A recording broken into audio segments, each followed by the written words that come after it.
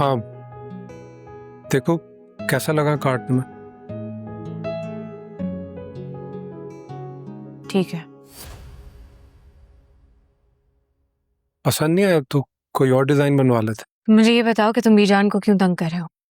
क्यों, क्या किया मैंने? तुम्हारी वजह से वो पूरा दिन रोती रही है।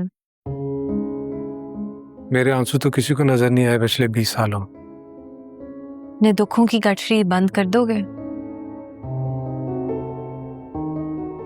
फुप्पो मेरी शादी पर आ रही है, तुम्हें क्या प्रॉब्लम है? शामी अगर तुम्हारी शादी में आ जाए तो तुम्हें कैसा इस लगेगा? बात का कोई ताल्लुक नहीं है। उनका भी कोई ताल्लुक नहीं है इस घर के किसी भी इवेंट से। तुम कौन होते हो ये डिसाइड करने वाले? इत्तेफाकन सगी माँ है वो मेरी।